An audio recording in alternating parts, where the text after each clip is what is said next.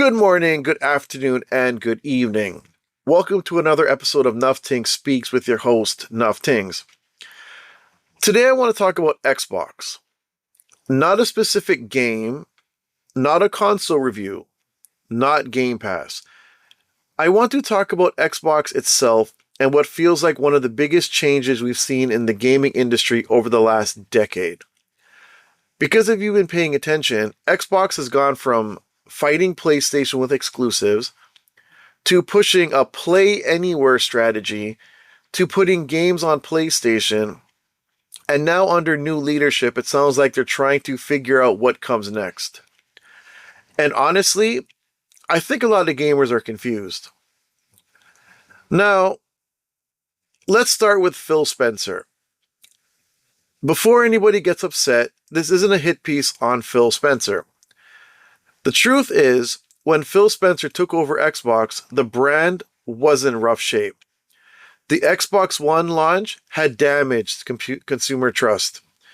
PlayStation was dominating. Xbox was losing market share. And a lot of gamers felt like Microsoft had lost its way. To Phil Spencer's credit, he did a lot of things right. He pushed backwards compatibility. He invested heavily in Game Pass. He improved Xbox relationship with gamers. He expanded Xbox onto PC. He supported cloud gaming. And he went on one of the biggest acquisition sprees in gaming history. Microsoft acquired studios such as Bethesda and later Activision Blizzard. For a while, it felt like Xbox was building an incredible future. But somewhere along the way, the strategy started changing. Instead of focusing on Xbox as a console, Xbox started focusing on Xbox as an ecosystem. The message became play on Xbox, play on PC, play on cloud, play on mobile, play wherever you want. And as a gamer, that sounds fantastic. More choice is usually a good thing. The problem is that eventually people start asking a very simple question. If I can play Xbox games almost everywhere, why do I need an Xbox? The question became even louder when Xbox started bringing some of its biggest games to PlayStation. Sea of Thieves, Grounded, Forza Horizon 5, Indiana Jones and the Great Circle, and several others. For years, gamers were told that exclusives were one of the biggest reasons to buy a console. Then suddenly, Xbox was sending some of its biggest games directly to its biggest competitor. And that's when the fan base started splitting. Some people loved it. They believed gaming should be available to everyone. More players, more communities, more sales. Others felt like Xbox was giving away one of the biggest reasons to own the console. Now, here's where things get interesting. Because while Xbox was opening the gates, PlayStation wasn't exactly doing the same thing. Think about it. Sony wasn't bringing major PlayStation exclusives to Xbox. You weren't seeing God of War on Xbox. You weren't seeing Spider-Man on Xbox. You weren't seeing The Last of Us on Xbox. You weren't seeing Ghost of Tsushima on Xbox. Tsushima, sorry, I said that wrong. You weren't seeing Ghost of Tsushima on Xbox. PlayStation largely continued doing what PlayStation has always done. Protect the ecosystem. Protect exclusives. Protect hardware sales. And from a business standpoint, I understand it. Why would Sony help Xbox sell consoles? That's not their job. Their job is to beat Xbox. That's competition. So now we have a strange situation. Xbox was putting games on PlayStation. PlayStation was not getting games on Xbox. Xbox was spending billions acquiring studios, but PlayStation owners were getting access to many of those games. And eventually, some Xbox fans started asking, who is benefiting more from this strategy? Because if both Xbox and PlayStation players can enjoy Xbox games, but Xbox players can enjoy many PlayStation exclusives, it starts to feel like the relationship isn't exactly equal. At the same time, Xbox hardware sales continued struggling. Game Pass was growing, but not at the explosive rate many people expected. Microsoft was spending billions of dollars acquiring studios and investing in the future. Yet PlayStation continued leading the console market.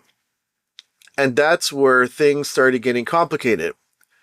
Because Phil Spencer vision wasn't necessarily about winning the traditional console war. His vision seemed to be making Xbox available everywhere, not just on console, on every screen possible. Then came the leadership change. Phil Spencer steps away, Sarah Bond moves on, and new leadership takes over. One of the biggest names stepping into that leadership role is Asha Sharma. And the tone coming from Xbox suddenly sounds very different. Instead of talking about expanding everywhere, the new leadership has openly discussed the need for a reset. Think about that for a second. A reset. That's not a word companies use when everything is going perfectly. The new leadership appears to be looking at Xbox and asking some difficult questions. Why are hardware sales still struggling? Why are we spending so much money? Why are margins under pressure? Why are we putting games everywhere if it doesn't strengthen the Xbox platform? And perhaps the biggest question of all, what exactly is Xbox supposed to be? A console? A publisher? A subscription service? A cloud platform? A PC platform? Or all of the above? Because right now it feels like Xbox is trying to be everything at once. One of the biggest changes people have noticed is that exclusives are suddenly part of the conversation again. For years, many gamers felt like the Xbox was moving away from exclusives entirely. Now, there are discussions about how the exclusives can help define the Xbox platforms. And honestly, that makes sense. Because if every major game launches everywhere, eventually consumers stop seeing reasons to choose one platform over another. And that's a problem when you're trying to sell hardware. What's fascinating to me is how different the question seems to be. Phil Spencer spent years asking, how do we get Xbox games in front of more people? The new leadership appears to be asking, how do we give people a reason to buy an Xbox again? Those are very different goals. And depending on which direction Xbox chooses, the future of the brand could look completely different 5 years from now. Now, before I give my opinion, I want to make something clear. I don't think Phil Spencer failed. In fact, I think Phil Spencer deserves a lot of credit for helping Xbox recover from one of its lowest points in the brand's history. But I also think it's fair to ask whether some of those long-term strategies produced the results Microsoft was hoping for. Because if everything is an Xbox, then eventually people start asking why they need an Xbox at all. And maybe that's exactly why we're hearing talk about resets, exclusives, and redefining the brand. Maybe Xbox is trying to find the balance between being available everywhere and still having an identity of its own. And that's where things stand today. Now, this is where I want to hear from all of you. I've been reading comments online from Xbox fans, PlayStation fans, and people who game on everything. I've seen people saying Xbox made the right move. I've seen people saying Xbox gave away too much. I've seen people blaming Phil Spencer. I've seen people defending him. I've seen people saying PlayStation never played fair. And I've seen people saying Xbox knew exactly what it was doing. So here's my opinion on all of this. All right. So without out of the way, let's talk about this properly. So as you know, I like to go on the comments and read everything, right? Like I sit there, and read what people are saying. And I've been an Xbox fan since the OG Xbox, right? I've never been a PlayStation fan. Let's just get that out of the way. I have a PlayStation 4 here. I've never played it. I have controllers. I never held a PlayStation controller till a couple days ago, and I've heard a lot of Xbox players say they love the PlayStation controller. I hate it. Okay, I just don't think it's good. Now, I'm not saying the PlayStation is bad. It's just I'm an Xbox guy. Before that, I was a Nintendo guy, but I love me some Xbox. Okay, here's my opinion on this whole thing. So, Phil Spencer did some stuff, right? Because the Xbox One was in the dumps. It was terrible. The games were garbage. The system to me felt it was just not good. Like you went from the three, like here's the thing. When you played on the 360, you were like, yo, this is the greatest thing ever. And then the Xbox One comes along and you're like, yo, I can't wait. And then it just wasn't even 50% of how good the 360 was. The launch games were garbage. Like the whole system was terrible. Like I have nothing positive to say about the Xbox One. Now then you go to the Series X now, and that's what I have, right? And when Phil Spencer had control, right? He was putting all of Xbox's good games, like their main games, like their console exclusives on PlayStation. And I didn't like that, right? Like they were talking about, putting Gears on there, which they did. They're talking about putting Halo, they're talking about Fable and all that. And I'm like, no, like they should not be doing that. Now, what happened when Gears went on Xbox? I'm sorry, when Gears went on PlayStation. Do you remember all the complaints? All of a sudden, PlayStation players hate Gears because they're getting smoked by Gears players who've been playing for years, right? And then people were like, well, like you'd have YouTubers saying they need to have like there should when the Gears came out, what was it, Reloaded? When Reloaded came out, they were like, yo, there need to be a little bit of a game like a versus where they play against people that are just as bad as them, like people that are just starting instead of them going against the OG, dangerous players online. And it's like, okay, fine.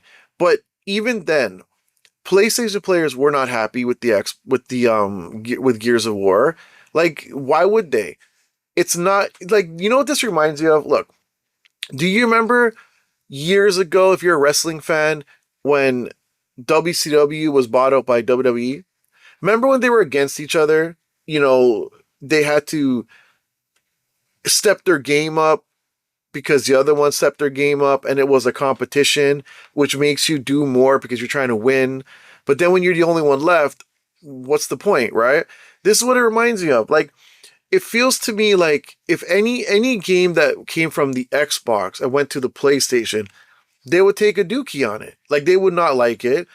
And I don't feel we Xbox players would do that. If we got God of War and we got some Spider-Man, we'd be happy just to play, right? But for some reason, PlayStation players have an issue with anything that's brought to them. Oh, well, is it from Xbox? We don't like them. So it's like when WWE got WCW wrestlers and they would just destroy the characters because they didn't create the characters, right? Now, I saw the Wolverine trailer. I thought it was phenomenal. I think it looks great. But then I said, well, damn, why couldn't we get that?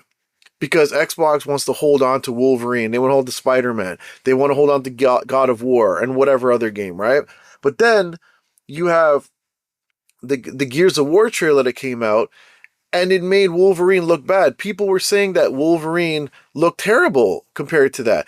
I'm not going to say that. I don't think that. I don't think that it made Wolverine look like a PlayStation 2 game.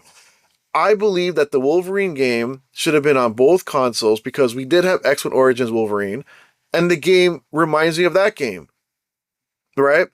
Now,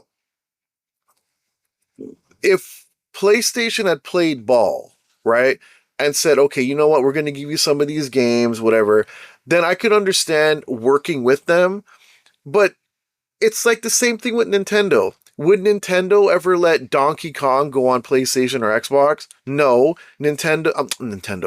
Super Mario Brothers? No, they're not doing that.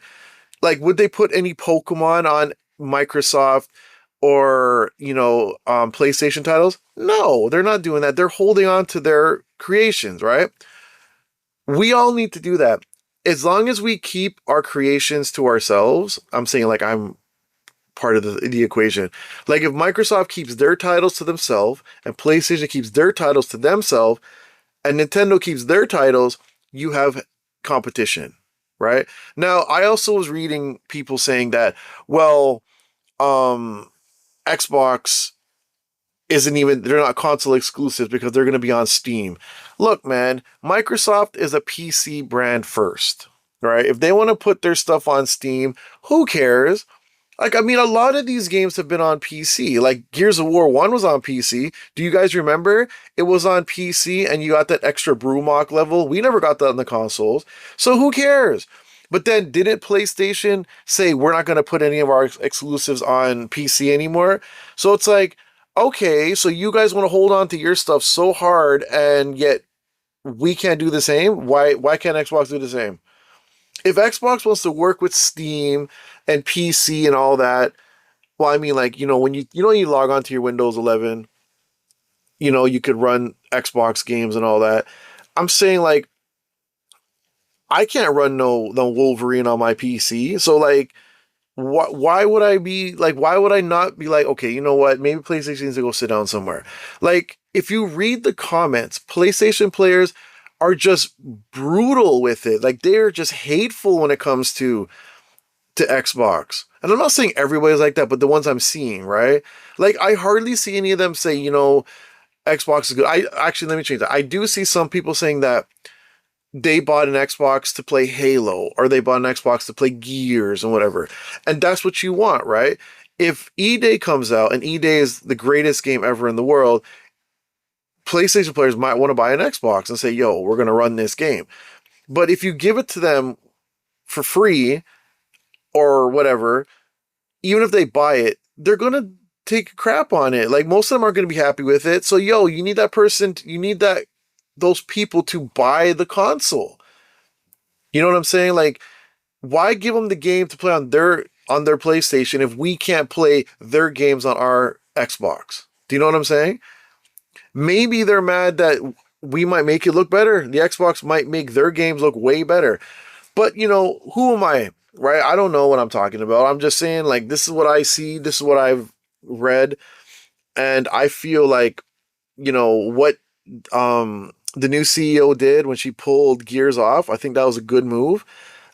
She pulled off Halo or something like that, I was reading. And if you look at the Halo, the remaster looks amazing, looks phenomenal. Like, Fable, I wanted that on the Xbox. Like, I don't want it on the PlayStation, man. Like, if you want to play those games, you need to buy yourself an Xbox. Or wait till you mod it. In the next generation, mod it and then play it. But like, when we were kids, right? This would be the time when you'd be like, hey man, can I borrow your Xbox? Let you borrow my PlayStation? And you just, you let your friend borrow it. They let you borrow theirs. And then you play the console games and then give your consoles back to the person. But at least you got to play them. You know what I'm saying? Like, we could be doing that now. Like, I'm not doing that, but like the kids could be doing that. But like, let's all play nicely. Keep your exclusives. We keep ours. And have friendly competition, which makes you want to do better. I think Microsoft should bring out a Perfect Dark. You know what I'm saying? I think Perfect Dark would be perfect to play. Like, do you guys remember back in the day when we would have like Dragon Ball games that we couldn't play on the Xbox? It wasn't until later on that we actually got decent, Dragon Ball games. Things have changed now, but we still have a little bit of that just, holding it back. Microsoft has some really good titles, and I believe that if Microsoft, does what they need to, and this new CEO does what she's doing, we could have ourselves a serious console war again. And, that would be great. Maybe PlayStation will say, you know what? Maybe we should, stop doing what we're doing and try to make peace, try to work something out. Because look, I want to play Wolverine, but I have to go buy a PlayStation to play it. You see what I'm saying? But so if I have to do that, then PlayStation players that want to play Fable, Gears, Halo, and whatever else, Perfect Dark, whatever else, should have to buy the console too. If I have to do it, they should have to do it. Anyways, that was it on that. So anyways, let me know what you think down in the comments below. Do you think Xbox should continue putting games on PlayStation? Do you think exclusives still matter? And what do you think the future of Xbox looks like under the new leadership? As always, thank you for watching Nufftingz Speaks. I'll catch you in the next one.